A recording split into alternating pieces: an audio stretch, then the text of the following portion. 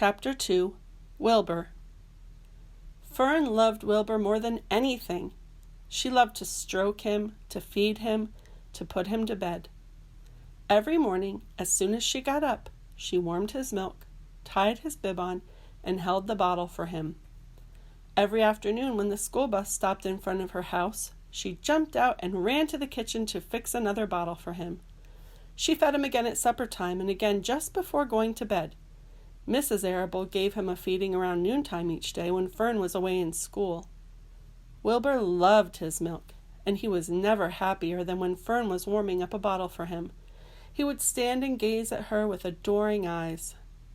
For the first few days of his life, Wilbur was allowed to live in a box near the stove in the kitchen. Then, when Mrs. Arable complained, he was moved to a bigger box in the woodshed. At 2 weeks of age, he was moved outdoors. It was apple blossom time, and the days were getting warmer. Mr. Arable fixed a small yard especially for Wilbur under an apple tree and gave him a large wooden box full of straw, with a doorway cut in it so he could walk in and out as he pleased. "Won't he be cold at night?" asked Fern. "No," said her father. "You watch and see what he does." Carrying a bottle of milk, Fern sat down under the apple tree inside the yard. Wilbur ran to her, and she held the bottle for him while he sucked. When he had finished the last drop, he grunted and walked sleepily into the box. Fern peered through the door. Wilbur was poking the straw with his snout. In a short time, he had dug a tunnel in the straw. He crawled into the tunnel and disappeared from sight, completely covered with straw. Fern was enchanted. It relieved her mind to know that her baby would sleep covered up and would stay warm. Every morning after breakfast, Wilbur walked out to the road with Fern and waited with her till the bus came. She would wave goodbye to him, and he would stand and watch the bus until it vanished around a turn. While Fern was in school, Wilbur was shut up inside his yard. But as soon as she got home in the afternoon, she would take him out, and he would follow her around the place. If she went into the house, Wilbur went too. If she went upstairs, Wilbur would wait at the bottom of the step until she came down again. If she took her doll for a walk in the doll carriage, Wilbur followed along. Sometimes on these journeys Wilbur would get tired, and Fern would pick him up and put him in the carriage alongside the doll. He liked this, and if he was very tired, he would close his eyes and go to sleep under the doll's blanket. He looked cute when his eyes were closed because his lashes were so long. The doll would close her eyes too, and Fern would wheel the carriage very slowly and smoothly so as not to wake her infants. One warm afternoon, Fern and Avery put on bathing suits and went down to the brook for a swim. Wilbur tagged along at Fern's heels.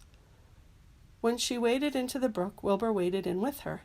He found the water quite cold, too cold for his liking, so while the children swam and played and splashed water at each other, Wilbur amused himself in the mud along the edge of the brook, where it was warm and moist and delightfully sticky and oozy.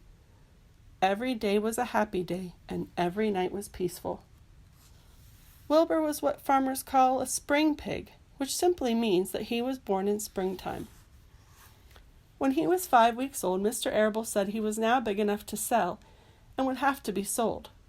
Fern broke down and wept, but her father was firm about it. Wilbur's appetite had increased. He was beginning to eat scraps of food in addition to milk. Mr. Arable was not willing to provide for him any longer. He had already sold Wilbur's 10 brothers and sisters. "He's got to go, Fern," he said. "You have had your fun raising a baby pig, but Wilbur is not a baby any longer, and he has to be sold." "Call up the Zuckermans," suggested Mrs. Arable to Fern. "Your Uncle Homer sometimes raises a pig, and if Wilbur goes there to live, you can walk down the road and visit him as often as you like." "How much money should I ask for him?" Fern wanted to know. "Well," said her father, "he's a runt. Tell your Uncle Homer you've got a pig you'll sell for $6, and see what he says." It was soon arranged. Fern phoned and got her Aunt Edith, and her Aunt Edith hollered for Uncle Homer, and Uncle Homer came in from the barn and talked to Fern. When he heard that the price was only $6, he said he would buy the pig. Next day, Wilbur was taken from his home under the apple tree and went to live in a manure pile in the cellar of Zuckerman's barn.